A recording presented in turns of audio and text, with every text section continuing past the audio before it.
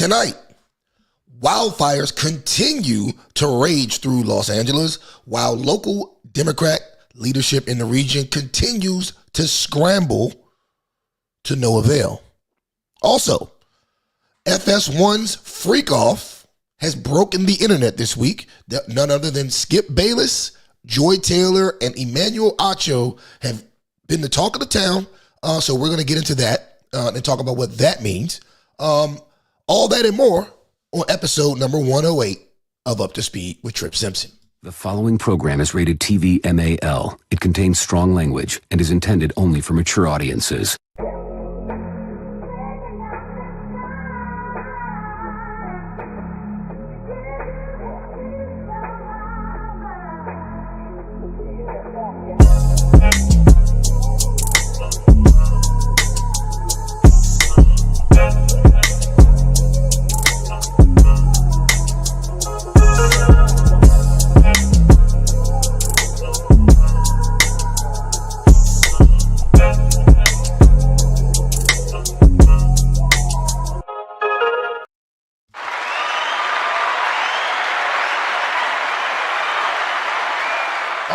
All right, ladies and gentlemen, welcome back to another episode of Up to Speed with Trip Simpson. I am your host, Trip Simpson, in the building. Where my shit at? Trip Simpson in the building. Here we go. Commander of the armies of the North, General of the Felix Legions, loyal servant to the true Emperor Marcus Aurelius, father to a murdered son, husband to a murdered wife, and I will have my vengeance in this life or the next. Gotcha, bitch! Let's get it! Let's get it, let's get it. Now, first and foremost, before we get this live stream started tonight, you know we gotta handle business. Let's get it. Family moving up in the business. I know you're gonna look after family. What family you talking about, Ice? Fuck, I look invisible, nigga. That's right, I'm not invisible. So if you're watching live tonight on X, YouTube, or Facebook, hit that like button, hit that share button. Also, don't forget to comment in the live chat below. By commenting in the live chat below, hitting that like button and hitting that share button, you're helping us out in the algorithm. So let's get it.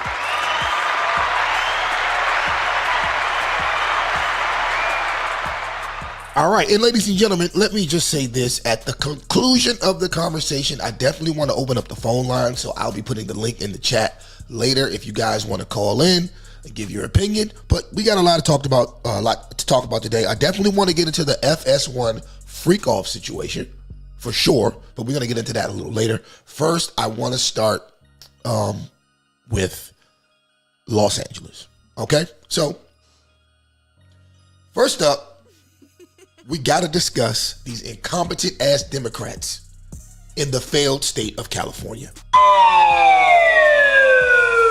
Okay, so if you haven't heard, the state of California is once again under a state of emergency due to their failure and their failed liberal environmental policies once again. That's right. They are in a state of emergency due to their failed liberal environmental policies. Okay? LA City and LA County is currently heavily overwhelmed with wildfires. All right? They are heavily overwhelmed with wildfires, and they have pretty much taken out complete neighborhoods and towns at this point. Okay? There's like over 200,000 people homeless as we speak, and more. It may even be more than that. That's just the last time I was checked. It was like 200,000. All right? So, real quick, just to get you guys up to speed, we're going to check this news article real quick. We're going to go from there. Let's get it. The wildfire emergency in Southern California showing no signs of slowing overnight. There's a new fire right there that's grown pretty quickly. And now look at that shit. That shit is crazy, bro. That shit is crazy.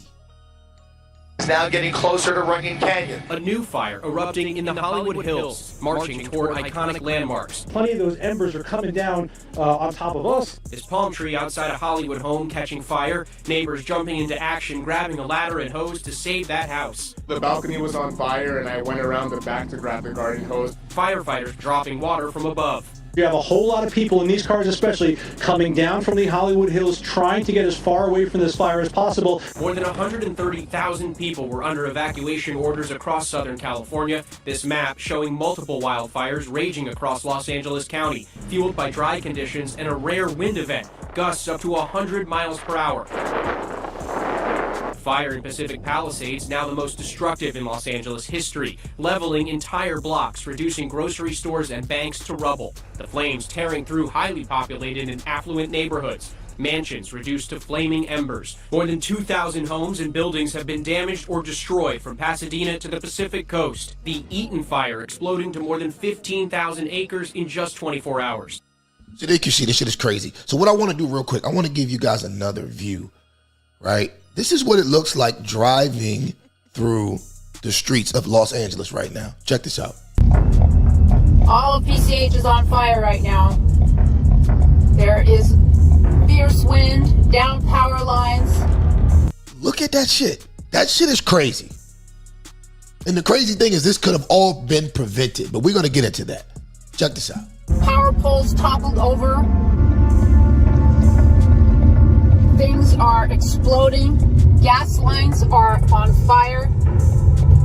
Flames are coming back over PCH, are being blown by fierce winds. It is like driving through hell itself down here.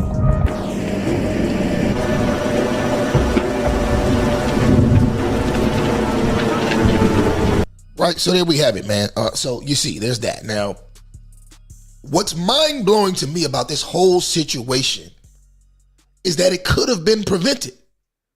This could have been prevented. President Trump warned Governor Gavin Newscum about this years ago, like back in 2019. And the governor still refused to do the right thing. Instead of letting the rainwater in the melting snow from the north flow down to their water supply, Newscum decided to do the opposite to save the smelt fish. Right? Smelt. S-M-E-L-L-T, I think. All right? And the fish still ended up being endangered anyways. All right? So real quick, what I want to do is I want to go back to the Trump tweet from 2019 just to show you guys, like, you know, how ridiculous this is. All right, give me a second. Let me find that tweet. Let's go to the Trump tweet from 2019. Where he warned this dude. He warned him that this was going to happen. Give me a second. Here we go. Boom, right here. Can y'all see that? All right, so boom. Trump says at 9:11 a.m., November 3rd, 2019, the governor of California, at Gavin Newsom, has done a terrible job of forest management. I told him from the first day we met that he must clean his forest floors, regardless of what his bosses, the environmentalists, demand of him. Must also do burns and cut fire stoppers.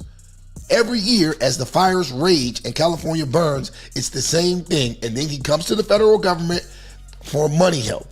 No more. Get your act together, Governor. You don't see close to the level of burn in other states. But our teams are working well together and putting these massive and mini fires out. Great firefighters. Also, open up the ridiculously closed water lanes from down from the north. Don't pour it into the Pacific Ocean. It should be done immediately. California desperately needs water. All right, so as you can see, President Trump already warned him. He already warned him. And just so we're clear about Trump's stance, he doubled down on this a few months ago when he was on the Joe Rogan podcast. Okay, he broke the whole shit down again on Joe Rogan. So let's get to that. Let's get to the Joe Rogan.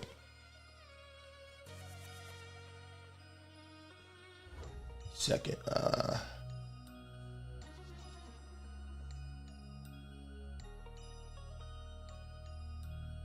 All right, so here's Trump on Rogan. Here we go. Let's go. You may not know. Okay. Which, but let me give you one that you may not know. Okay. Which, I think you know everything actually, as That's a student, as a student of yours. but water, you know, in Los Angeles you can't get proper amounts of water. Right. And it's unbelievably expensive. And you might have a house in Beverly Hills, and they're actually thinking about rationing water. Can you believe it? I can believe and it. I was in the farm court country with some of the congressmen. We're driving up a highway, and I say, how come all this land is so barren? It's farmland, and it looked terrible. It was just brown and bad. I said, but there's always that little corner that's so green and beautiful. They said, we have no water. I said, do you have a drought? No, we don't have a drought. I said, why don't you have no water? Because the water isn't allowed to flow down. It's got a natural flow from Canada all the way up north of water, more water than they could ever use. And in order to protect a tiny little fish, the water up north gets routed into the Pacific Ocean. Millions and millions of gallons of water gets poured. You got to see this. We're driving up, and I had never seen it before. It's like Iowa. It's the most fertile land. Iowa's blessed with great land. Idaho for a potato, right? Bam. So then you get it. And then he goes on to talk about cleaning the forest and all that. But you guys can go check this clip out for yourself. I just wanted to give you a good idea of what I mean when I say Trump already broke this down to Gavin Newsom several times. He did it back in 2019. He did it again on the Rogan show not too long ago. And he's probably done it several times on situations that we couldn't see in the public eye, right? So it's clear Gavin Newsom knew what he should have did. Now, in traditional Trump fashion, Trump didn't hold back on calling Newscum out and saying, I told you so. All right, he definitely didn't hold back. So let's get to some more Trump tweets.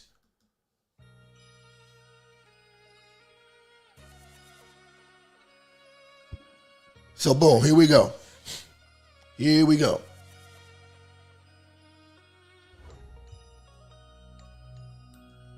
Trump says to Newsom, Governor Gavin Newsom, you should immediately go to Northern California and open up the water main and let the water flow into this dry, starving, burning state instead of having it go out into the Pacific Ocean. I thought it'd be done right now. No more excuses from this incompetent governor. All right? He's going in on him. Let's see what else he had to say. He had more tweets. Let's see. He says, one of the best and most beautiful parts of the United States of America is burning down to the ground. It's ashes, and Gavin Newsom should resign. This is all his fault, right? Trump is not playing with this dude. He's not playing. See if I can find that video he did earlier. Here we go. California for as long as it takes. Well, it's very sad because I've been trying. All right, let's go. All right, can y'all see that video? All right, cool. That federal aid should be provided to California for as long as it takes. Well, it's very sad because I've been trying to get Gavin Newsom to allow water to come. You'd have tremendous water up there. They send it out to the Pacific because they're trying to protect a tiny little fish, which is in other areas, by the way, called the smelt. And for the sake of a smelt, they have no water. They had no water in the fire hydrants today in Los Angeles. It was a terrible thing. And we're going to get that done. It's going to finally be done. I got it done from the federal side. And he didn't want to sign it, but it's not going to happen again like that. There's no reason. Can you imagine? You have farmers that don't have any water in California. They have plenty of water. They don't have a drought. They send it out to the Pacific, and it's crazy. So what's happening in California is a true tragedy. I know those areas very well. I have many friends living in those houses. That is a true tragedy. Nobody ever thought. I mean, virtually Beverly Hills and areas around Beverly Hills are being decimated. The biggest homes, some of the most valuable homes in the world are just destroyed. I don't even know, you talk about a tax base. If those people leave, you're going to lose half your tax base of California. This is a true tragedy, and it's a mistake of the governor, and you could say the administration. They don't have any water. They didn't have water in the fire hydrants. They don't have water. And yet they have, the water comes from, you know where? Up north. And it comes down at levels, they get millions and millions of barrels of gallons of water that they have, and they send it out into the Pacific. For the Pacific, it's like a drop, it's nothing. So there we have it. There we have it. This is Trump going in as he should. I mean, honestly, Trump, rightfully so, should be scolding this idiot. I mean, he predicted this shit years ago and warned Newscum several times. Now here we have another large wildfire, and the firemen don't even have the water supply to even try to piss on these massive flames. They can't even piss on the flames because they have no water. None. Firemen have no water. Let me see if I can find that video. This is crazy, bro.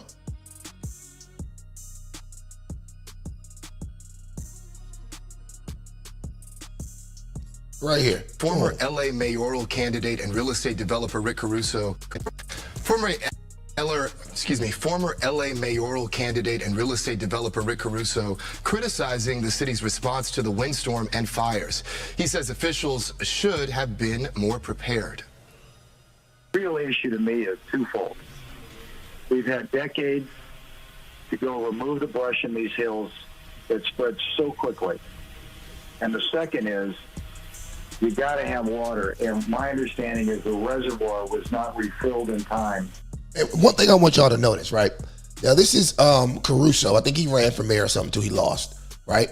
He's trying to tell the newscaster the problems that they're having with the water. Now, watch how the newscaster dismisses it and says that there are no problems getting water. But then watch what happens right after that when the reporter on the ground for the same station talks about what's going on the ground. Check this out. And in a timely manner to keep the hydrants going. So that's a failure whether on DWP's part or another city agency. But this is basic stuff. This isn't high science here. And it's all about leadership and management that we're seeing a failure of. And all of these residents are paying the ultimate price for that. Despite what you have heard from Caruso, no firefighters have told us that they are running out of water. And let's go out to Gigi Graciette. She is live in Pacific Palisades. I know your signal's not the best, but Gigi, what can you tell us? Well, firefighters have told me they have no water. No water On this block, and you may be able to make out the ember storm that we're in the middle of right now. This house is going to be a total loss. They have no water to put on this fire. They are standing by because they're trying to save the home that is next to it.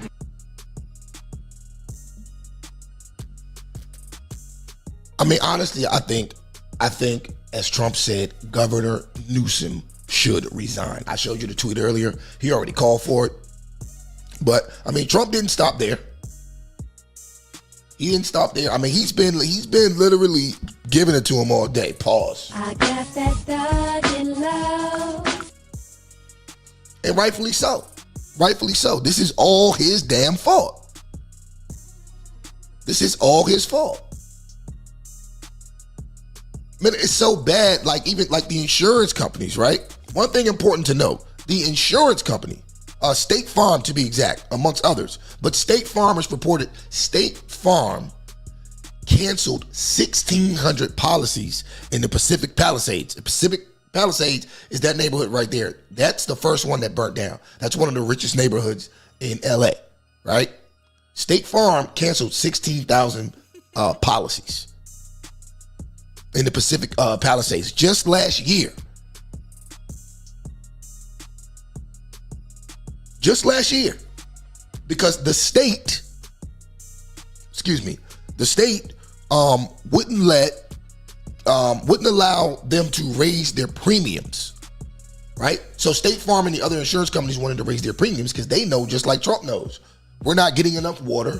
You're not doing anything with the forest to keep them from burning down. You're not cleaning the forest. You're not getting rid of the dead leaves and branches and dead trees. You're not doing anything to prevent wildfires. So we got to come up on our premiums, right? So Gavin Newsom wouldn't allow them to do it. Now, granted, I get it. You know, you don't want the insurance companies screwing your citizens, right? So I understand where he had to take a stance. I get that. But to not try to negotiate with these companies and to leave your people high and dry says a whole lot about your leadership. I mean, let's put this in perspective. Not only is it your fault for not maintaining the upkeep of the forest, but to top it off, you ignored a sure plan to provide the state with enough water to fight a potential disaster. You ignored it. And you were given the resources by the federal government. Trump already did his job on the federal side to help you. And then you let the insurance companies bail out. At this point, the people of California need to wake the hell up. The Democrats are destroying your shit. And not only are they destroying your shit, they won't even take accountability for what they've done. They won't even take accountability. Okay? So let's take a look at what Gavin Newsom actually had to say, right? So here's Gavin Newsom's response to President Trump.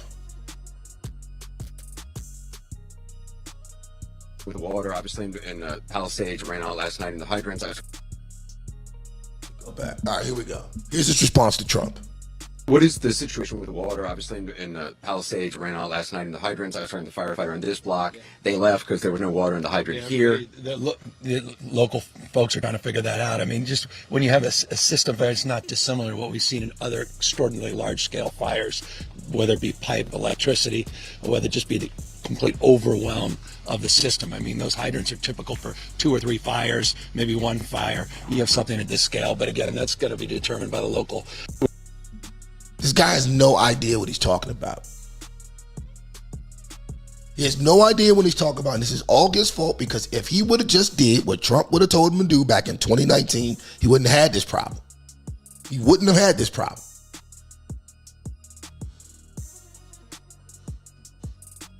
Now, it hasn't been a good 2 days for Newscum. He got caught earlier lying about talking to Biden from a concerned citizen.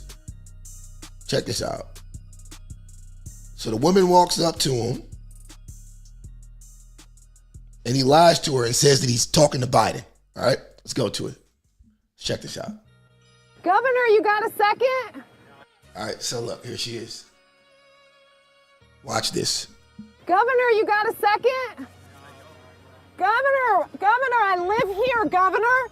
That was my daughter's school, Governor. Please tell me what you're going to do. I'm not going to hurt him, I promise. I'm literally talking to the president right now to specifically answer the question of what we can do for you and your daughter. Can I hear it? Can I hear your call? Because I don't believe it. I'm sorry. There's literally, I've tried 5 times. That's why I'm walking. This dude is a liar. He just told her he was literally talking to the president, and then she said, "Can I hear?" And he says, "Oh, I'm trying to call him." Listen to this. Listen to this, man. But y'all think he can be the next president? Come on.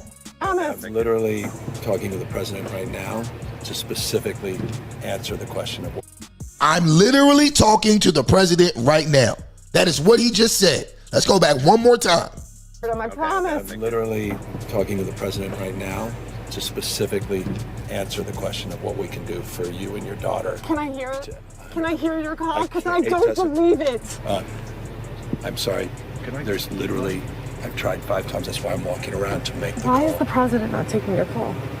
Because it's not going through. So Why? I have to get cell service. So let's get it. Let's get it. I want to be here when you call the president. I appreciate it. I'm doing that right now. And it's to immediately get reimbursements, individual assistance, and to help you. I'm devastated for you. I'm so sorry, especially for your daughter. I have 4 kids losing the school. Everyone who went to school there, they lost their homes. They lost 2 homes because they were living in one building another. Governor, please tell me, what are you going to do with the president right now? We're getting the resources to help rebuild. Why was there no water in the hydrants, Governor? That's all literally. Is it going to be different next time? It has to be. Has to be. Of course. What are you going to do? I'm doing to everything fill the I can. hydrants. I would fill them up personally, you know that. I literally have. I would fill up the hydrants myself. I understand. But would you do that? I would do whatever I can. But you're not. I see do you know there's water dripping over there, Governor? There's water coming out there. You can use it. I appreciate it. I'm going to make the call to address everything I can right now, including making sure people I'd are like safe. to make sure you do. Can I have an opportunity? I'm telling you, you cannot make any of this shit up. You literally can't make this shit up. The level of incompetence in the state of California, in the city of Los Angeles, is unprecedented. We can go down the chain of command to the lame duck communist mayor, Karen Bass, right? The buck doesn't stop at Newsom. No, it goes all the way down the chain. We can go to communist mayor Karen Bass. Now, Karen Bass was in Ghana somewhere celebrating a foreign nation while her city was burning to the ground. And just like the people ran up to Gavin Newsom's, the people weren't having it. Look how she gets pressed out by a reporter literally as soon as she hopped off her plane. Watch this. And I say that to say this, man. You see the citizens are saying something now, but y'all keep voting these idiots in. Y'all keep voting them in. So y'all really got, I'm sad that your houses are burning up, but y'all have yourselves to blame. Y'all overwhelmingly vote blue, no matter who. And this is what you get. Do you owe citizens an apology for being absent while their homes were burning? Do you regret cutting the fire department budget by millions of dollars, Madam Mayor? Have you nothing to say today? Can you back up? Appreciate it. Have you absolutely nothing to say to the citizens today? Elon Musk says that you're utterly incompetent. Are you considering your position? Madam Mayor, have you absolutely nothing to say to the citizens today who are dealing with this disaster? By the way, if you're watching live on YouTube, do me a favor, smash that like button. Hit that like button, hit that share button, comment in the live chat below. Also, if you're on Twitter, hit that heart button, hit that retweet button. Let's help this video get off into the algorithm. Let's get it.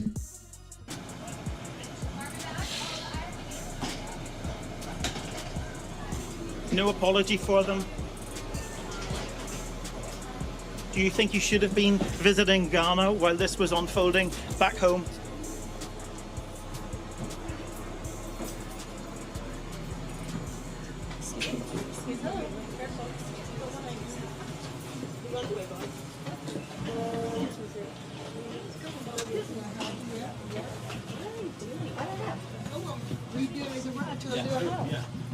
She's got no answer. She's got nothing to say. Everything that the people of Los Angeles worked hard for, everything that they hold dear, everything that they love has been burnt to the ground from her negligence. From her negligence. And she has nothing to say. Nothing to say. And you guys wonder why I say I would never vote Democrat. I would never vote for these people because this is what they do. This is what they do. They virtue signal. They promise you the world. They virtue signal. They promise you the world. They fail at it. And then they blame everyone else. Every time. Every time. And y'all keep falling for the shit every time. California, it's time to put the grown-ups back in charge. Okay? I know the Democrats talk a good game, but let me hip you guys to something. All right, this goes to the state of California, and this goes to everybody else in these liberal cities that vote blue. There is no such thing as a utopia, okay? There's no such thing as a perfect world. There's no politician who can virtue signal you enough to get you into a perfect world. You have to have checks and balances. You have to have compromise. Some are going to get more, some are going to get less, but you have to have balance. You have to make tough decisions. Sometimes you have to tell people to kick rocks. California doesn't do that. They're going through all this shit right now to save a fish. Billions of dollars of people's homes gone. Fire everywhere. All to save a fish.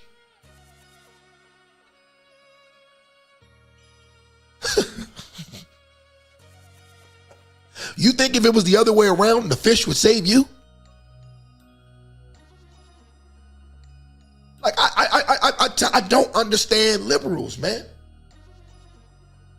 I don't understand liberals, man. I saw some shit the other day, save the fucking not the grizzly bear, save the polar bears. Save the polar bears. I can't think of one good reason that polar bears even exist.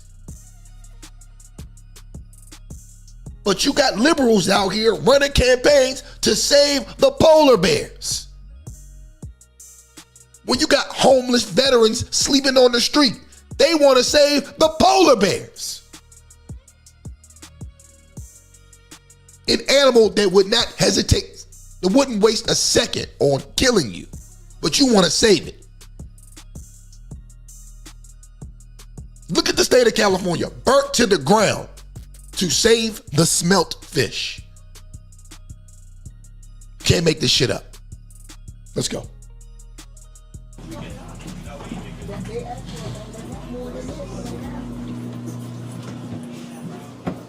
Madam Mayor, let me ask you just again, have you anything to say to the citizens today as you return? No. Hold on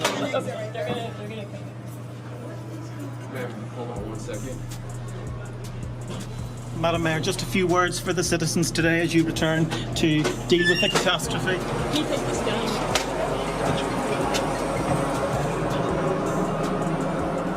She's got nothing to say. She's got nothing to say. Now I want to show you one more thing. She had a press conference earlier that went just terrible. Check this out. For Mayor Bass, please. Leotti with CBS News. For Mayor Bass, please. Mayor, LA County is in a panic state. It began 2 days ago with the Palisades fire. My crew and I arrived shortly after it started. And for several hours, we watched as hundreds of homes in a neighborhood burned to the ground. We did not see a single fire engine. Now watch this piss poor answer she gives. We watched as Good Samaritans guided traffic. There was fear and there was a lot of confusion. You were out of the country at the time. Shortly after the fire started, a press release was put out warning of this fire behavior. My question to you is, what explains this lack of preparation and rapid response? Let me just say, first and foremost, my number one focus, and I think the focus of all of us here with one voice, is that we have to protect lives, we have to save lives, and we have to save homes. This man asked her a direct question, and she states the obvious. She states the obvious, and even though she states the obvious, it's what she's stating isn't even happening. The homes are not being saved. They're burning to the ground. Rest assured that when let me finish. Rest assured, when that is done, when we are safe, when lives have been saved and homes have been saved, we will absolutely do an evaluation to look at what worked, what didn't work, and to correct or to hold accountable any body, department, individual, etc. But my focus right now is on the lives and on the homes. Do you think your leadership was effective while responding to this disaster? I just said what I believe is the most important thing for us to do right now, and that is going to continue to be my focus. Thank you. Thank you. I mean, honestly, I'm in disbelief. I'm in disbelief. I'm in disbelief at how negligent and unaccountable these people really are.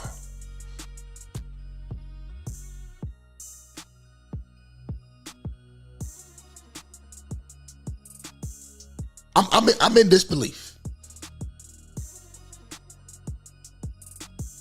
I mean, this woman is just as responsible as Gavin Newsom. She's just as responsible as Gavin Newsom for this growing disaster, because you heard in the video, okay? She cut $18 million from the fire department budget. And not only has the budget been cut, but they are also severely understaffed. And as I stated earlier, they don't have an adequate water supply. They don't have an adequate water supply. But I got one more video on this incompetent mayor. Then we'll go a little further down the chain of command, okay? So Karen Bass, just like many of these DEI plants that we have with these prominent governor positions, they're Marxists, they're communists, they're socialists, they're traitors to the United States. And I believe, personally, that she may be helping to destroy the city of LA on purpose. And it's not just her. I think it's Governor Newsom as well. But real quick, I'm going to show y'all this video, just so y'all don't think I'm crazy, that she, in fact, has communist roots. Okay, let's get to it.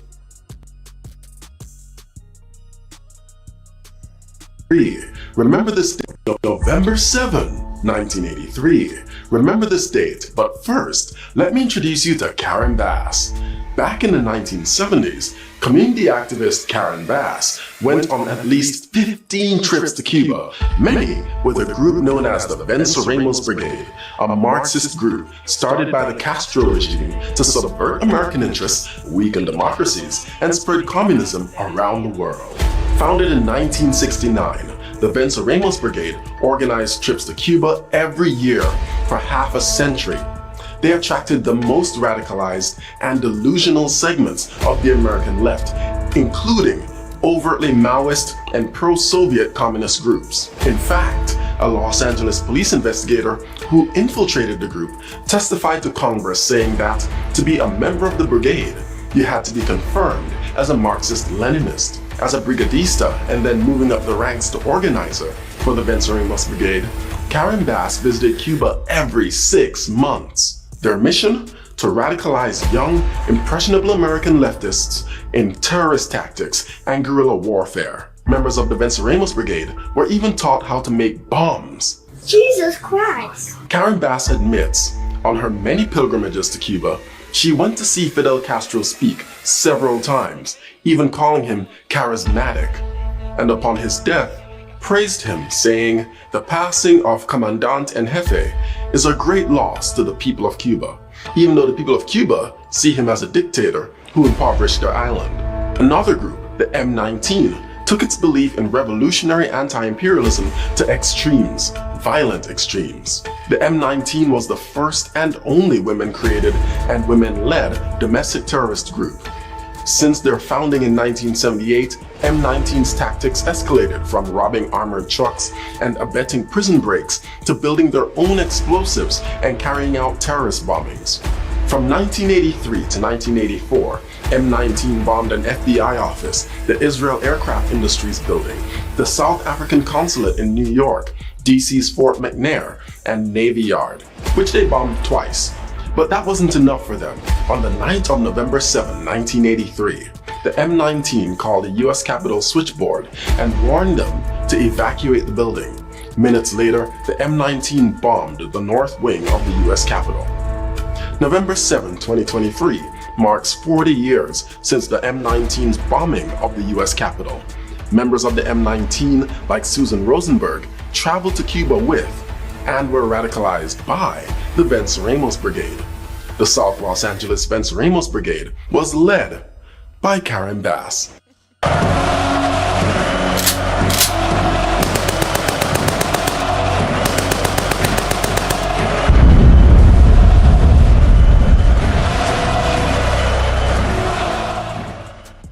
So there we have it. There we have it. He said it best himself. Look this stuff up and you might be surprised. I mean, look at the people she appointed to her most prominent positions in her administration. I want y'all to look at these people, all right? I want to show you first the fire chief. The fire chief that she hired, okay? Check this woman out. Check this out.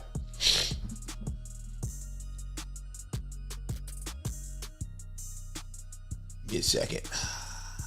Alrighty. All right, let's get to fire chief. You guys will find this interesting. Here we go. Took time out of her already busy schedule to tell us about her vision for the...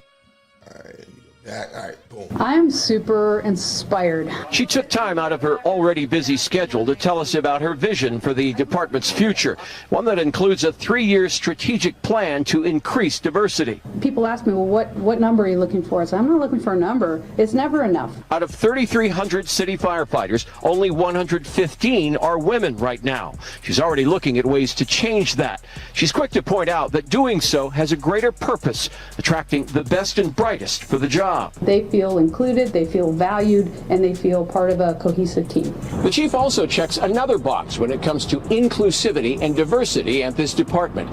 She's a proud member of the LGBTQ community. That just kind of opens the door of people that thought, wow, I didn't even know that that was an opportunity for me. Ain't nobody bending me over. Oh, so you doing the bending?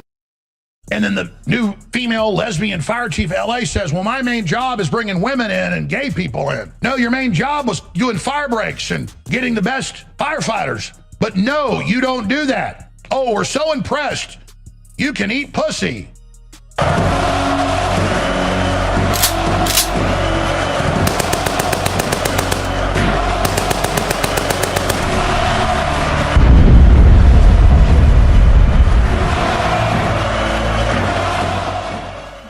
Yo, Alex Jones is hilarious, man.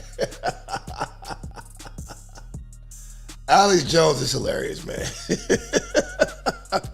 Shout out to Alex Jones.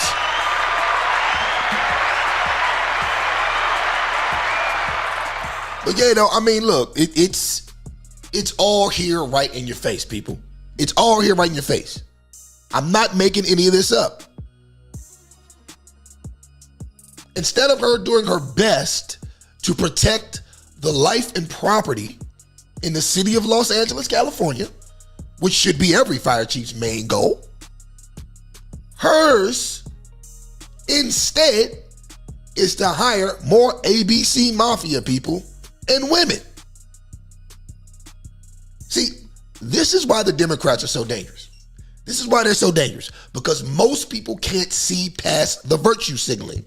Like I said earlier, most people can't see past the virtue signal. Now, being a first responder, firefighter myself, right? I know this. And being a first responder and a firefighter specifically is not just for anybody. Okay? It takes a level of physicality and an even higher level of courage. Okay? That should be the only prerequisite to who gets the job and who doesn't. But giving someone preference based on their gender or how they like to have sex doesn't do the citizens who rely upon these services any good. It doesn't do them any good at the end of the day. Now, what am I talking about? I can show you. Here's a prime example of what we're talking about. This is what you get from the Karen Bass-led Los Angeles Fire Department, all right? Give me a second. Let's get to the video. This is what you get, y'all. This is what you get.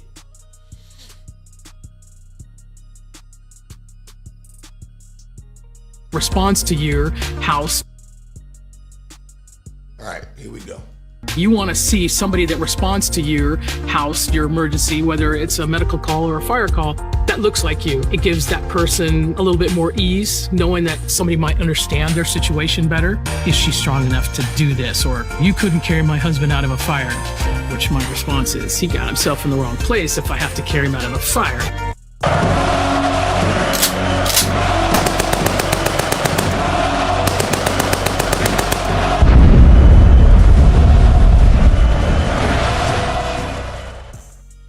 Did you just hear what she said? Or they? I don't know what they call themselves. Let's go back. Listen to this. Listen to this. Response is, he got himself in the wrong. Carry my husband out of a fire. Which my response is, he got himself in the wrong place if I have to carry him out of a fire.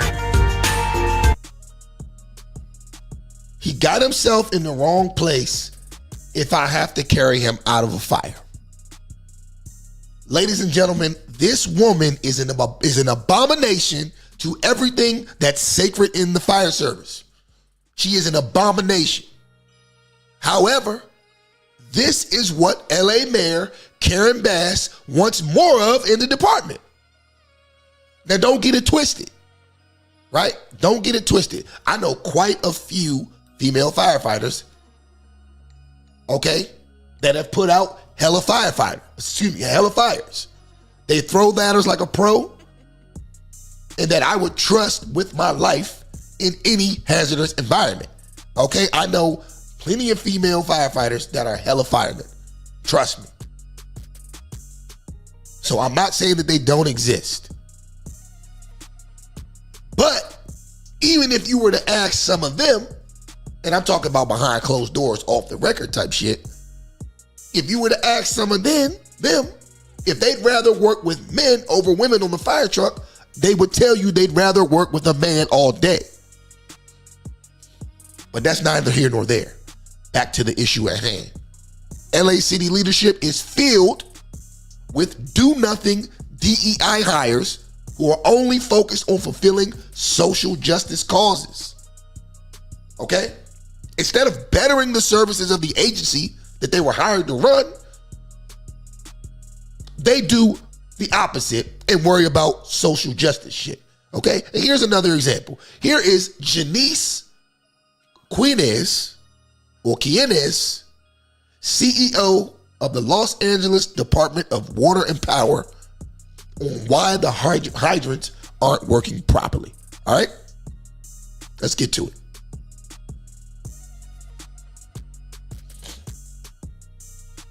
And I hope you guys are getting the basic idea.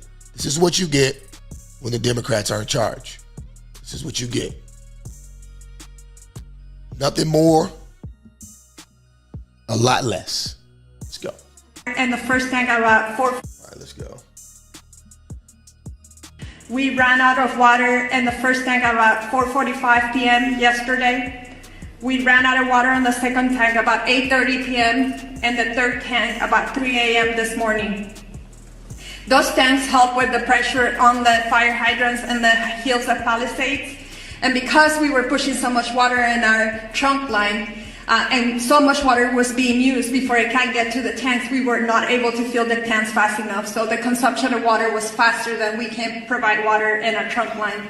So I want to make sure that you understand there's water on the trunk line. It just cannot get up the hill because we cannot fill the tanks fast enough. What is the number of hydrants that could not get water because of these pressure issues? What percentage of the system in Pacific Palisades wasn't getting service at that point? We were trying to keep water at all altitudes on the Palisades, and I think about 3 in the morning, that's when the hydrants went dry above the Brentwood area. We are able to push water on that trunk line on the east side of that. And we have some water on the higher elevations. Do y'all hear this? Do y'all hear this? This is crazy. 16 to 18,000, but at 3,000, at 3 a.m., all of the fire hydrants went dry in the Palisades. What are we doing now? We're sending about 20 water tanks for our construction crews full of water to support the fire department. We identify other areas in our system where our tankers can refill. It takes about 30 minutes to refill about 4,000 gallons of water, and we're constantly moving that water to the fire department to get them as much water as we can. For the people on zip code 90272, because we're pushing the water system so hard, our water quality is decreasing. So we're gonna be issuing a boil water notice this morning, and that will extend for about 48 hours. The water quality is low. We have a lot of ash in the system. And so please, if you're gonna be drinking water, you need to boil the water. Now, let me first say this, right? And this is allegedly, from what I hear, this woman is being paid $750,000 a year. $750,000. Okay? And you mean to tell me the one thing that's absolutely necessary in a state like California, who gets wildfires all the goddamn time, the one thing they need, which is fire hydrants, they can't even pump the appropriate volume of water needed for firemen to do their goddamn jobs. Now that's something that she should definitely be able to fix. Now, the volume part, that's different, right? That's definitely on the state for not doing what they were supposed to do to make sure that there's enough, water in the reservoir. But what she's saying is the little water that they did have that could have made somewhat of a difference, the little water that they did have, the hydrants were too shitty to deliver it. Now, why is this crazy? This is crazy to me because just being a public servant myself, being a firefighter myself, right? Now in DC, we don't get a lot of wildfires, right? But the stuff that we do get a lot of, we're prepared for it. We do drills, we check our equipment, we have to prepare. We have to be prepared for pretty much anything to happen, right? So for a city like Los Angeles, not to be prepared for wildfires is insane. That's like Alaska, some city in Alaska not being prepared for snow. Motherfucker, you know it's gonna snow. It snows all the time. So the fact that Los Angeles isn't prepared for a wildfire, they don't even have the hydrant pressure necessary to put out wildfires is insane. It's insane on so many levels. Because you know that the threat of all of these houses burning down can happen because it's happened. It happened a few years ago. Not to this degree, but it happens all the time. And the fact that the city is not prepared for that, and it's simple things they can do, man. But it is what it is, man. And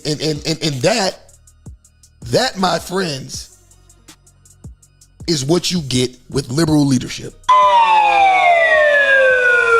That's what you get. Now, my prayers are going out to everyone in LA and the surrounding areas. Hopefully you guys get the point next election. You have to stop voting these people in. They do not have your best interest at heart, especially that mayor, that communist mayor in Los Angeles. She doesn't have your best interest at heart. But anyways, moving on. I want to talk about this. Let me get this off the screen. I want to talk about this FS1 situation briefly. Then hopefully we can get into some calls. Now, in case you've been hiding under a rock for the past couple days, the internet has been going bananas over this SF1 freak-off situation. Now, a lot of people have come and spoke about it. I mean, it's trending everywhere. So it's a lot of people talking about this.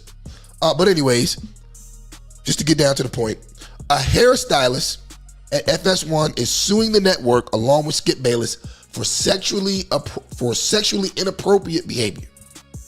Now, the plaintiff is accusing Skip Bayless of inappropriately touching her and for offering her an alleged $1.5 million for sex. Now, if that's not crazy enough, the even bigger topic has been about Joy Taylor and her sexual affairs with executives and fellow employees of the network. So what I'm gonna do real quick is I'm gonna read a piece of the affidavit filed by her lawyer so that we get up to speed as to exactly what's going on here. I'm not gonna read a lot of it, I'm just gonna be one page of it, but that one page gives you the gist of pretty much what's going on here, okay? All right, so give me a second, let me get that up. All right.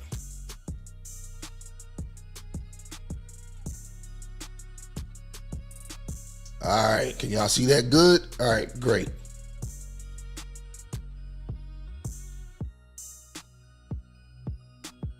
All right, so here's the affidavit. All right, so let's read that. So it says, Miss Taylor, again, uses her sexuality to get on a show, right? So it says, in approximately February 2020, Miss Taylor asked Miss Faraji to meet her for lunch in Beverly Hills. When Miss Faraji arrived, she found Miss Taylor with a man, Emmanuel Acho. Miss Faraji did not know Mr. Acho, but I could tell that the two were romantically involved. Okay, Miss Faraji did not know Mr. Acho, but could tell that the two were romantically involved. A few months after meeting Mr. Acho at the lunch, Miss Faraji noticed him in the hallway at work. Miss Faraji later asked Miss Taylor if Mr. Acho also worked at Fox. Miss Taylor confirmed and explained that she wanted Mr. Acho eventually recommend her on the show. Speak for yourself. All right, so Mrs. Faraji became alarmed and warned Miss Taylor that she should probably not sleep with Mr. Dixon and Mr. Acho at the same time, as Mr. Dixon is a very powerful man and that may become very angry. Miss Taylor told her not to worry about it. She explained that she was also now powerful, and once Mr. Dixon was no longer useful to her, she would follow through on her plan to tell the company that he forced himself on her. You see that? She explained that she was also now powerful, and once Mr. Dixon was no longer useful to her, she would follow through on her plan to tell the company that he forced himself on her. Okay? She would not allow herself to be forced out by Mr. Dixon like other women talent. I'm going to stop right there.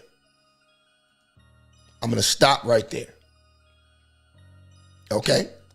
So, here's my first issue with this whole situation, right? Because we're going to get back to this, right? But my issue with this whole situation is black men. We looking real weak and simpish out here, in my personal opinion. Okay? We can't go into 2025 still scared of black women. It's like you niggas is scared to call a spade, and to make it even worse, when a brother has the testicular fortitude to tell these women like it is, y'all try to bash it. Now, what specifically am I talking about? I'm talking about Jason Whitlock, okay? Jason Whitlock was a former employee of FS1, and he had a very accurate take on the whole situation, okay? So what we're gonna do is we're gonna play some of what he had to say, and then we're gonna look at these weak-ass simp Negroes who had something to say in response to what Whitlock said. All right, so let's get to Whitlock. Give me a second. Gotta find this daggone video. Bear with me.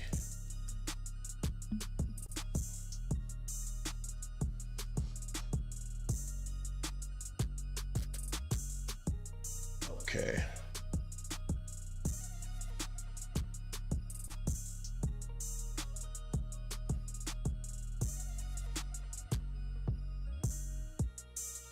All right, give me a second, y'all. Gotta find this damn video.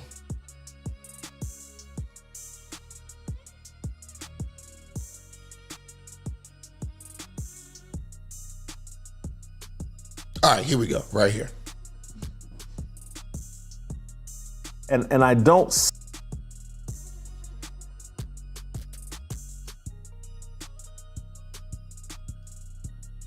All right, I got it, y'all. All right, bam. All right, we in business. Say this to be hypercritical of Joy Taylor. I don't have harsh opinions of Joy Taylor. She's not someone that I didn't get along with. I basically, for the most part, just kept my distance from Joy Taylor. And I kept my distance, not because I didn't like her, it's just because I knew myself. I know myself. I know what I'm capable of. And that big rack of hers that she showed off constantly, it's just, and that peanut butter skin with that big rack, like, Jay, keep your distance. That's going to get you into trouble. And so that's what I did. I kept my distance. Because when you put some woman in a job, talking sports with a bunch of men, it's a job she's not qualified for. She's talking sports with professional athletes, people that did it at the highest level. She's talking sports with me or Colin Cowherd or other people that have really studied sports at a super high level. What does she have to offer other than her sex appeal? And so should we be surprised that she leaned into that? No, we should. They put her in that position where it's the only thing she had to offer. And so she offered it up and got what she wanted. Let's think this through. As if you go into the lawsuit and the things that Newsom. Now let's stop right there for a second. Now, what has he said so far? What has he said that's been wrong so far? I mean, he's on point. He's calling it like it is. Says, and the way she says things played out. Joy Taylor was some sort of fill-in talk show host down in Miami who, people in Miami kind of knew who she was. I think she may have had some association with Dan Le Batard or whatever, but she hadn't taken Miami by storm as a radio talk show host. She was a little extra. Attractive girl, Jason Taylor's sister. Hey, let's put her on radio. But she hadn't really done anything. But somehow she's qualified to be the host of Undisputed, a debate show between Skip Bayless, who, like him or not, was an accomplished sports journalist for a time, and a Hall of Fame football player in Shannon Sharpe. Shannon Sharpe reached the top of the sports industry. Skip Bayless reached the top of the sports media industry. And Joy Taylor had done some radio work down in Miami. What does she have to offer? So how does she get that job? And that's a fact. And I saw a couple of videos of Joy Taylor's. I'm not going to play them because, we've already been going an hour and I got other stuff to show you guys. But I saw some videos of hers, but she's talking about how women have to work twice as hard and how it's not fair. And how in the hell do you come from working at a local radio station in Miami to talking about sports on one of the top sports networks in the entire world? How hard did you really work? Well, thanks to the lawsuit, we know what you really did. But it's crazy to me, man, how these women can just sit up here and straight up lie, talking about how much work she had to do when she didn't do any work at all. 15 to 20 minutes tops. And then she probably got her drinks and food paid for after that. You know what I mean? So, Come on, man. How hard are you really working out here? Let's go. How does she even get that opportunity? Because she's got a big pair of cans, and she's, according to Sheen, she's willing to let people enjoy those big cans of hers.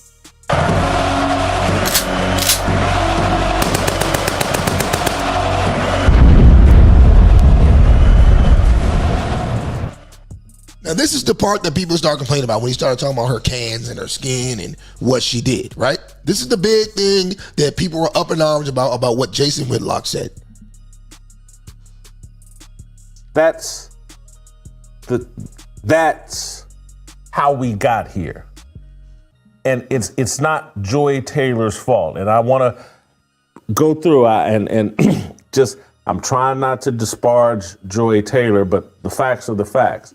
I can remember I'm at Fox Sports at the time, and I ran into some friction because I didn't want a woman on a show that I was doing at Fox Sports. And so this is in 2015-16 at the very beginning.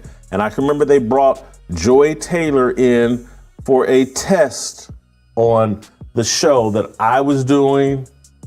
Yeah, this is at the time when I was going to be initially doing my own show, and Cowherd was doing something else. And just keeping it all the way real, Charlie Dixon wanted her to be involved with my show. And so we brought her in for a test.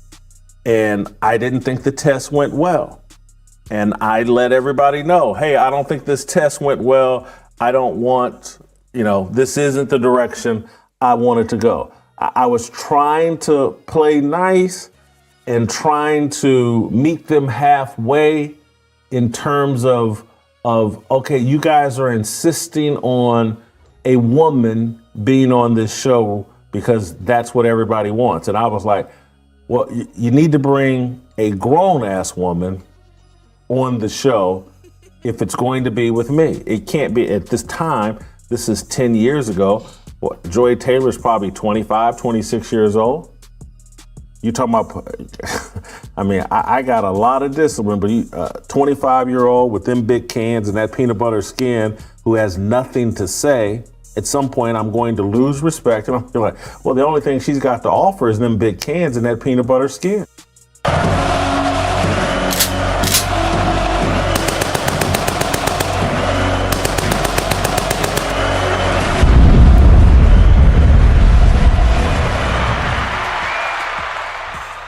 This man ain't never lied. And they're trying to eat him up on Black Twitter right now for being a misogynist. He's not a misogynist. He's telling you what every man in his right mind thinks about a scenario like that. It happens everywhere. Shit, it happens in the fire department. It happens everywhere. Every job. Every job, there's that one or two or three or four. Some jobs have more than others.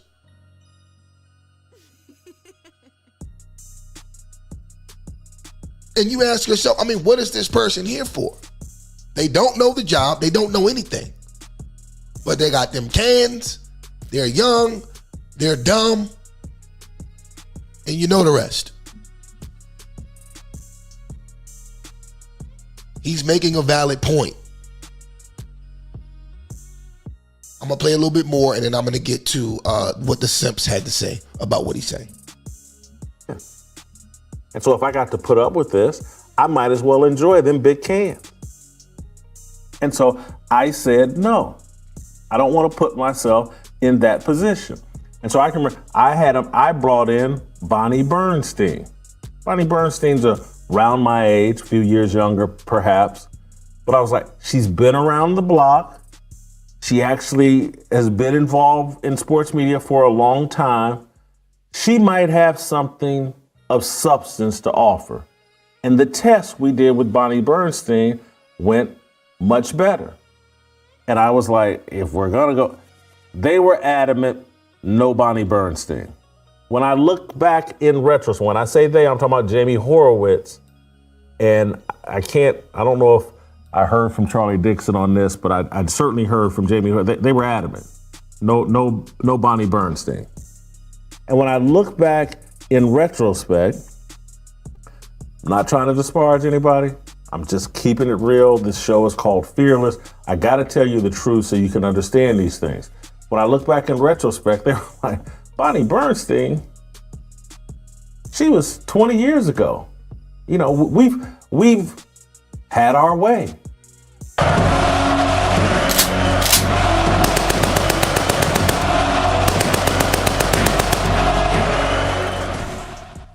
Listen to what he's saying. I guarantee you, almost every chick you see on sports talk shows and sports networks that isn't a former athlete has definitely been ran through. They've definitely been ran through. Why else are they there? Why else are they there? You didn't play sports. You didn't study sports in school. You're just a pretty face with a nice body. And you're young. What do you think they're there for? Why do you think they're there? They've been ran through. And that's all Jason Whitlock is saying.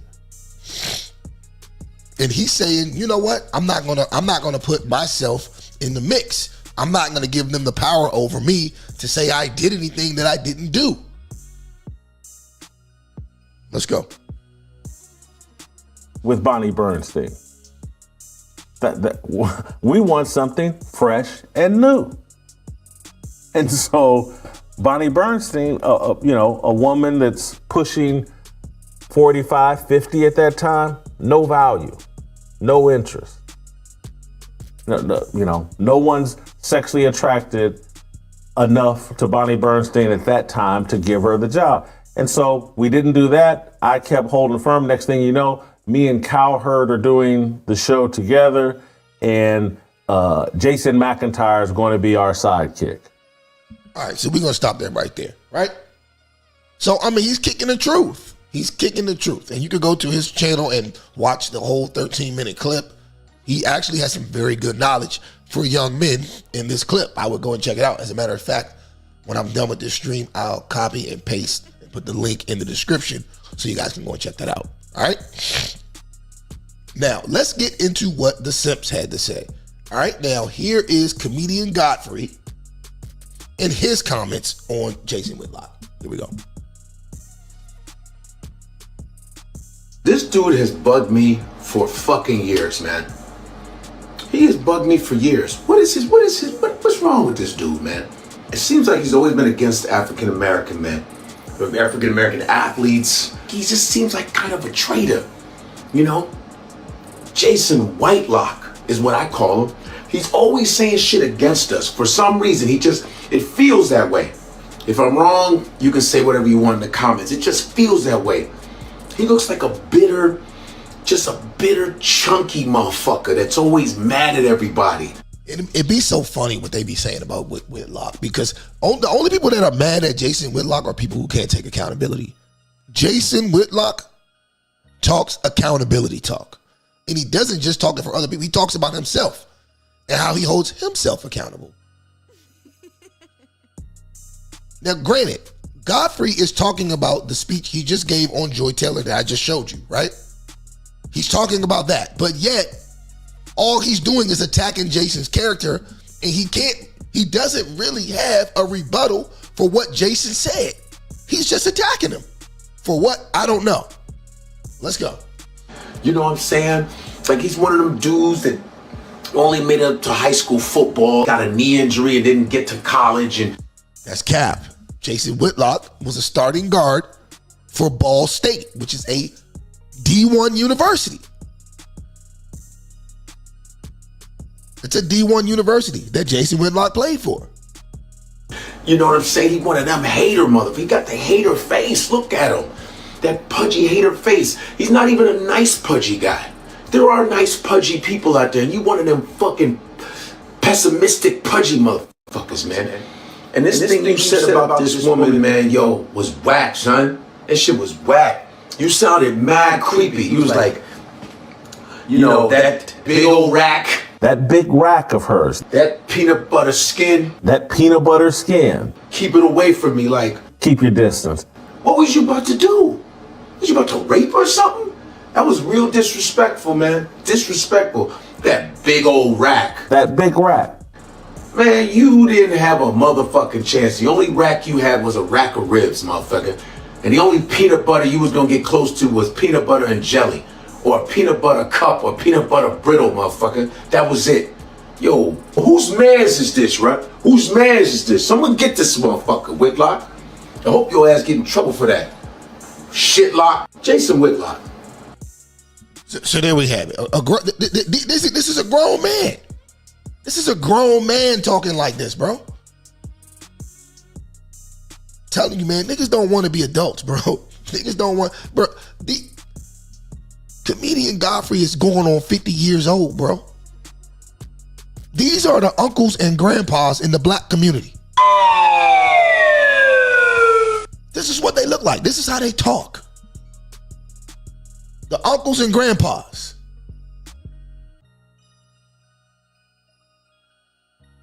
This is an embarrassment. All right, now let's get to Cam Newton. Let's get to Cam Newton's comments. His was even worse. Where's Cam's corny ass at? Here we go. Jason Whitlocks of the world. Here we go. Here goes Cam, simp number 2. With this lawsuit, you have the Jason Whitlocks of the world. What did he say? I know what I'm capable of. That big rack of hers that she showed off constantly. And that peanut butter skin with that big rack. Like, Jay, keep your distance. Okay. Hey, Jason Whitlock. Hey, my guy. No, you're not my guy. Guy, come here. You're not that guy, pal. You're not. That big rack of hers, that's inappropriate. That butter skin, that's inappropriate. Like, bro, you're not that guy. So to comment on something like this, bro, stay in your lane. Whether Joy did what she did, the accusations are true or not, stay in your lane, Jason. All right? Because, bro, like, you're having an outer body experience, and it's time for me to put you back in your body to let you know, bro, you're not that guy, pal. Bro, Cam Newton is not funny, bro. Not funny. All right, let me let them finish it out. Yeah. Joy, is she a very attractive woman? Absolutely. And it's not for me to make inappropriate statements, Jason. Like, all right, let's put it like this, since we want to get personal. Like, yo, who you fucking? Who you sleeping with? What she look like? Like, bring her to the forefront. Him to the forefront, because now you gotta be open to these. Yeah, he's gotta be. You know what I'm saying? And it ain't no shade, but I'm just keeping it a bug. Yeah. This is a person who's, bro, like been a villain in the industry for years. So I'm like, bro, we want to see her. Don't say no inappropriate things like that and not be questioned about that. All right, so this is the problem, ladies and gentlemen, okay? This is the problem. As soon as you try to correct the behavior of these degenerate 304s, you got some simp-ass celebrities coming out the woodworks trying to discredit the truth. Notice, neither Godfrey nor Cam Newton had an actual argument to what Jason was saying. They had no argument. They just tossed insults to him and tried to take his message out of context. Jason Whitlock at no point was pretending to be, quote unquote, that guy, as Cam Newton ridiculously stated. Whitlock was simply saying it's best not to shit where you eat, no matter how tempting it is. Never put yourself in an unnecessary situation where you're going to be in a vulnerable position. But see, instead of pointing that important part out, they chose to dwell on the fact that Jason Whitlock is overweight and that women aren't necessarily attracted to him. Even though that wasn't his point. That wasn't his point at all. Let's be real. Have y'all seen the CEO that Joy Taylor slept with to get promoted? Have y'all seen her? Excuse me, have y'all seen him? Real quick, I'm gonna show y'all what he looks like. I'm gonna show you the CEO that Joy Taylor slept with.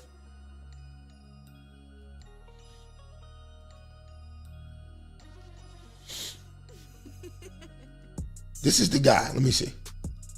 This is the guy right here. That's him. That's the guy.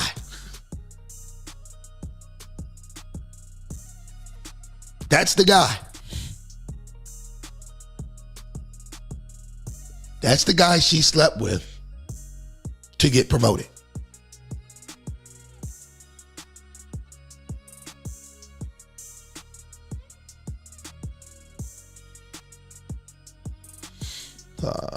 That's the guy. Now, if she slept with that guy, she'd definitely sleep with Whitlock if it was to her benefit. And that's the point he was trying to make. Look at the court documents. She told the hairstylist that if Dixon, the white guy, doesn't continue to give her what she wants, then she'd frame him with sexual misconduct allegations. So my question is, why aren't Godfrey and Cam Newton talking about that instead? Why aren't they talking about that? They're not talking about it because they don't want the perceived smoke that comes with correcting black women on their bullshit. So salute to Jason Whitlock.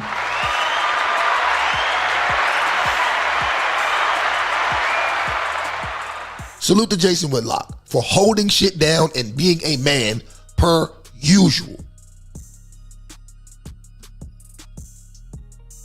Now, speaking of women screwing their way to the top, this is something that we see with damn near every modern woman who's in the limelight and at the top of their game, okay? We clearly see it with Joy Taylor. We see it with Kamala Harris, right? Yeah. Kamala Harris, the woman who slept her way to the tip top of the San Francisco political scene by having an affair with the married mayor, Willie Johnson, who was 31 years older than her at the time. All right, Kamala was 29 and he was 60. She was 29 and he was 60. All right, and we're not even going to get into the cars and the apartments and the jobs with the crazy salaries that she did nothing at. We're not even going to get into that because we've covered that a million times on this show. But to my point, what these women will never admit, even though it's clear as day, is that they're not really out here working twice as hard as the men they're in competition with, like they say they are. Name me one successful black woman in the limelight, and I'll show you the man that made it happen for her. Case in point, let's take a look at former BET CEO, Deborah Lee.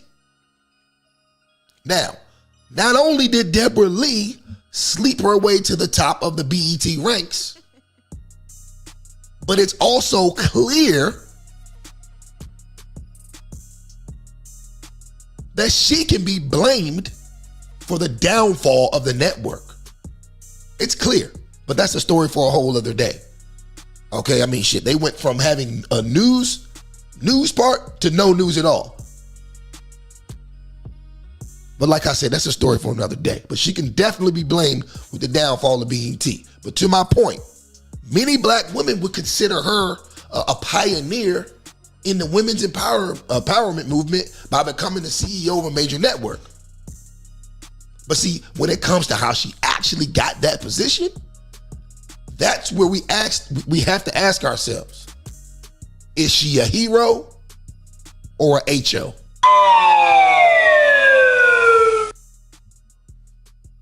All right, let's get to this video real quick. Is she a hero or a HO? Give me 1 second. Let me find this video.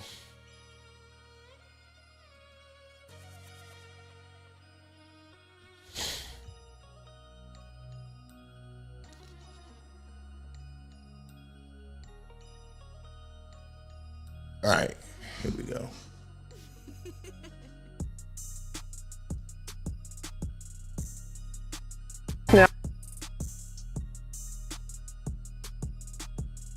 And I wanted them to know it is possible. And you're so candid in talking about the triumphs and trials and the challenges. And you 1 second. All right.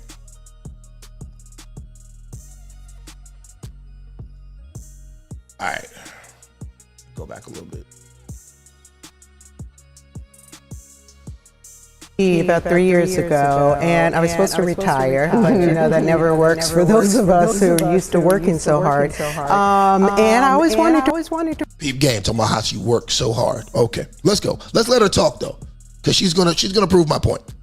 write a book, and I wanted to give advice to those coming behind me, because that's always been part of who I am.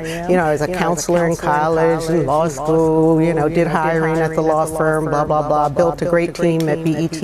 And I've always thought I was pretty normal. You know, I wasn't the smartest kid in the class. I was maybe 5th or 6th. I went to all black public high school. And I just want young people to know if I can do it, they can do it too. And they should dream big. And I looked around when I stepped down and realized there's still very few black female CEOs. And it's nothing, it's not anything I dreamt of. But now that I've done it, I loved it, and people come up to me and thank me for doing it. And I wanted them to know it is possible. And you're so candid in talking about the triumphs and trials and the challenges, and you really want to help, especially women in the workplace. You talked about your working and personal relationship with your former boss at BET, Bob Johnson. So what is your advice about that, the power dynamics for women in the workplace? Well, I wanted to tell that story because the power dynamics are so important in a relationship, and especially if you're having a relationship with someone you work for. And we all know the... Look how casually she just said that. Especially if you're having a relationship with someone that you work for. Did you see how casually she just slipped that in?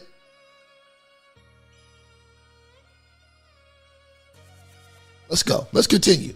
Listen to this tomfoolery. Potential pitfalls. You know, I worked for Bob Johnson for 10 years before we had a personal romantic relationship, and he was a mentor, and he pushed me, and you know, he's responsible for a lot of my success. We did have a relationship while we were both married. We ended up both divorced, and then people knew about the relationship. The company knew, public, we started going places together. The downfall of a relationship like So not only did she sleep her way to the top, but she's a home wrecker too.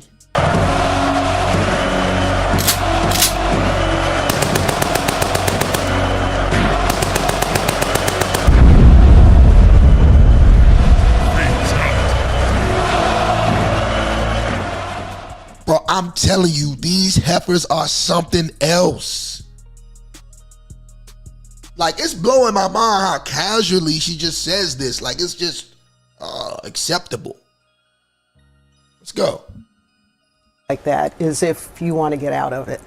And that's the part where it came, and I wanted to break up. I saw it wasn't a long-term relationship, and my job and my career was held over my head. And it was like, well, if you want to break up with me, then you can leave tomorrow. And that was, 20 years into my career at BET, so I would have lost everything. Yeah. I would have lost my career, my job, my ability maybe to get another job, because if I couldn't get a reference for the person I worked for 20 years, how do I explain that? And by that time I was a single mother with 2 children.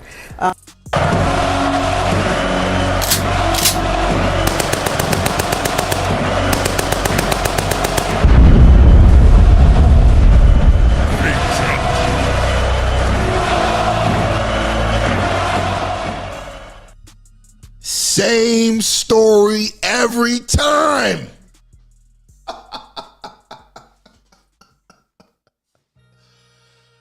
Bro, there's no way in hell I would have any one of my daughters looking up to this harlot. No way. Don't be fooled because she can speak properly. This woman is a piece of work.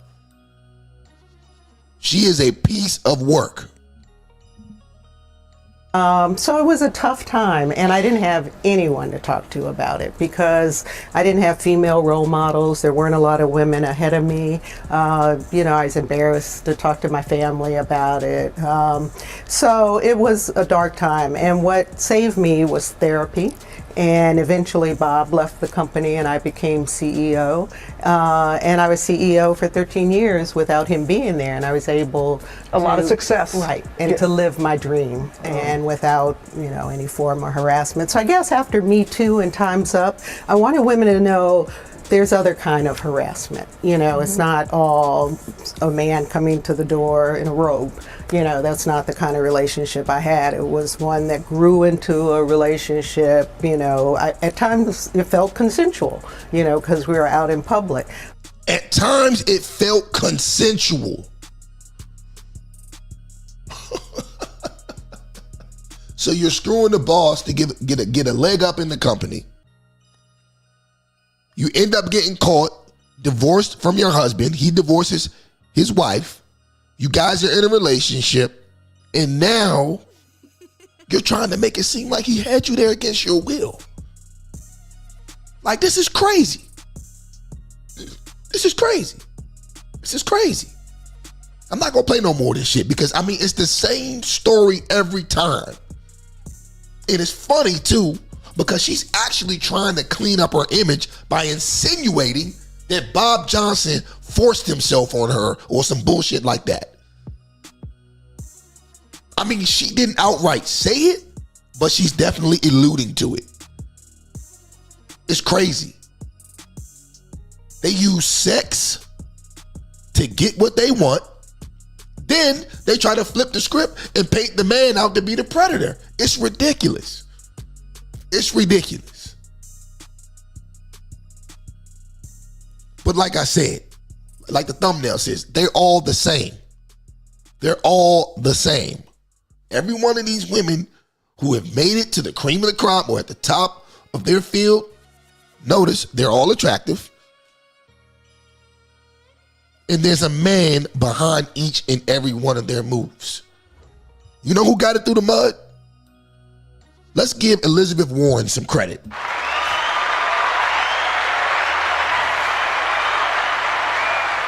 I can't stand Elizabeth Warren. I think she's a liar, and I think she's a horrible politician.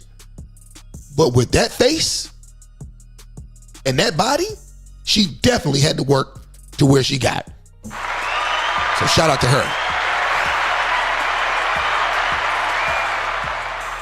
But the rest of these chicks, I'm telling you, they're screwing their way to the top. It's ridiculous. But anyways, last example I got is gonna be this former Bernie Mac show actress. Her name is Camille Wimbush. All right, Camille Wimbush. I guess you could call her a failed actress at this point. But anyway, she is now an OnlyFans actress. Okay? So I want to show you what she had to say about that. Okay? That ties into what we're talking about here tonight. Give me a second. Let me find that video. We'll get to it. All right. How has OnlyFans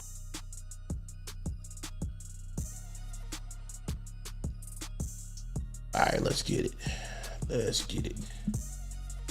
Kind of like played in terms of like career. How has OnlyFans kind of like played in terms of like career wise? Has it like helped sustain you? That was a large part of the energy that I saw people throwing at you, like, oh, you don't need the money, or did she go broke? How do you respond to that criticism? Okay. Well, people that are outside of the acting world have no place to speak on it. When people are saying, oh, those Bernie Mac checks must have dried up, or like from a job 20 years ago when I was a 12-year-old, yeah, like duh. Because we think the residuals are still coming through though. I mean, they do, but it's not. I wasn't. Listen, if I was on Friends making $1 million an episode, yes, those residual checks would still be very nice. But as time goes on, they get smaller and smaller every year. You're not making the same amount that you were when the show was current per episode. Right. So, as someone who was just a kid, don't get me wrong, still making good money, but 20 years later, those checks are not sustainable for a living. And with the industry being as fickle as it is, you can't count on any job to last or even to book a job. So over the years, I have done regular 9-to-5s. Oh, wow. I owned an ice cream shop for 3 years when I was a teenager. Wow. And I funded that with my own money. I taught gymnastics to kids where I was making like $11, $12 an hour. So I've done that. Wow. But if I can find a way to make enough to buy a home from the comfort and safety of my own living room, why wouldn't I do that? So there we have it. That's her justification for giving up on her acting career and giving up on doing anything else productive in society to show her ass on the internet.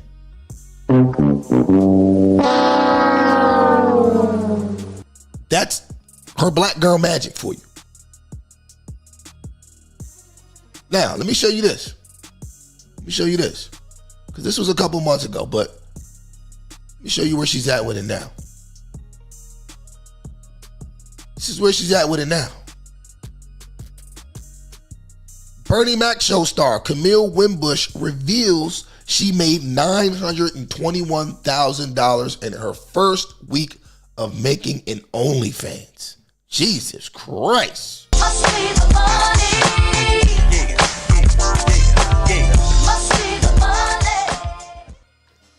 That's crazy. That is crazy. $921,000 in 1 week. Yeah, I mean, I get it. That could be tempting. I mean, I don't even know if I believe that, but if it's true, I understand, but there's still no dignity in that. You have to show your bare ass to strangers just to get paid, right? And I think she has 2 kids. She's a baby mama of 2 kids, right? So then there's that. But this, I'm telling you, this is what these women are stooping to, man. So, I mean, there we have it. Moral of the story, though, fellas. The moral of the story. Don't let none of these women tell you that they don't need no man. Okay? Without men, these women would starve and have no way to protect the little bit of shit they could possibly produce.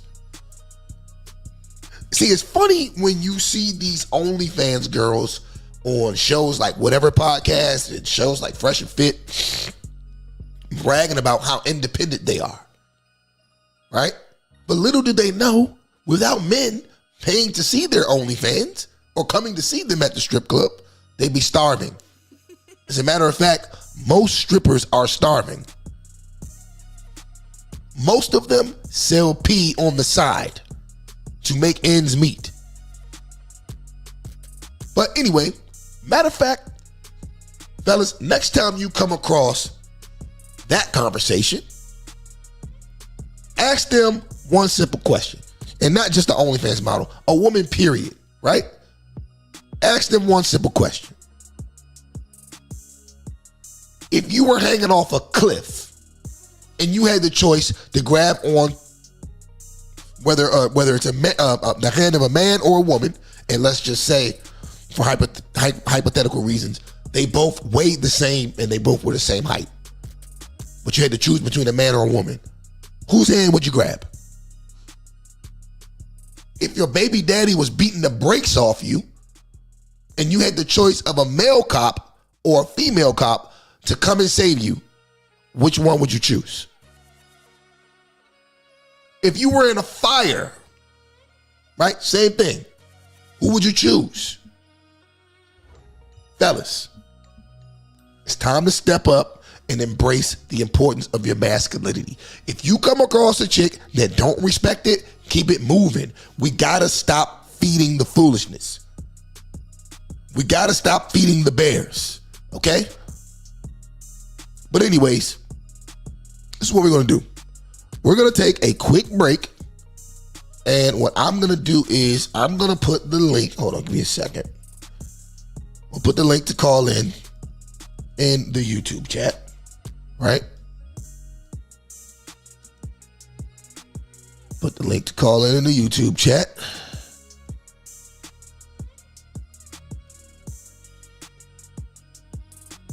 We're going to pin it to the top. And we're going to take a quick commercial break. And when we come back, if anyone hits that link, we will take some calls. All right, so let's get it.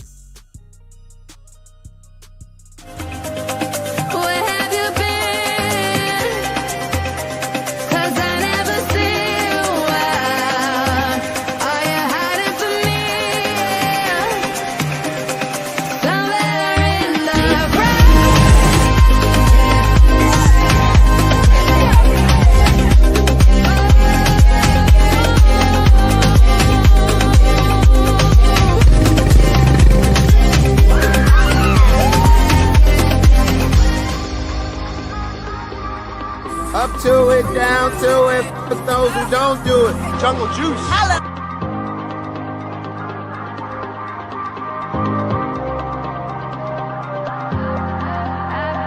I've been everywhere, man, looking for someone.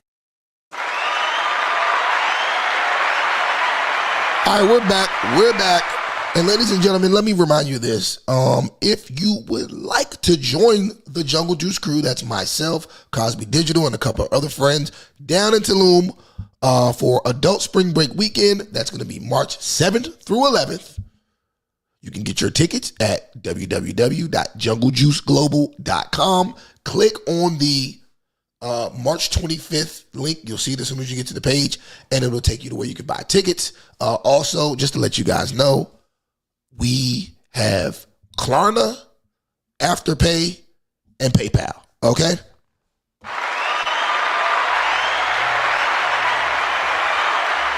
We have Klarna, Afterpay, and PayPal. Meaning, if you want to go on the trip and you are familiar with any of those companies, you can basically go on the trip without putting anything down, and you can break it down into either 6, 12, 18, or 24-month payments. It'll be little to nothing by the time you break it down to payments. You won't even notice it per month, okay? But yes, you can go over to junglejuiceglobal.com, go to Jungle Juice Weekend link. You'll see it as soon as you get there. It'll be floating right in the middle of the screen. Click on that.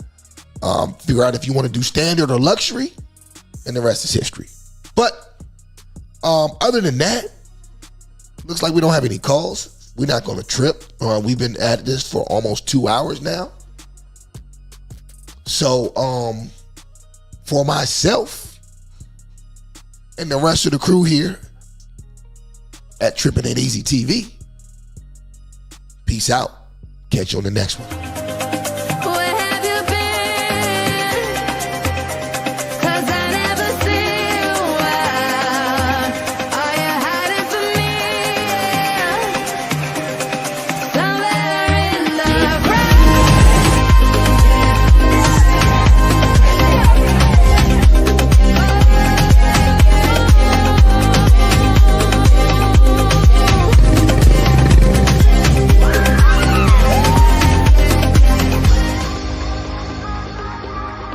Up to it, down to it, for those who don't do it. Jungle Juice. Holla.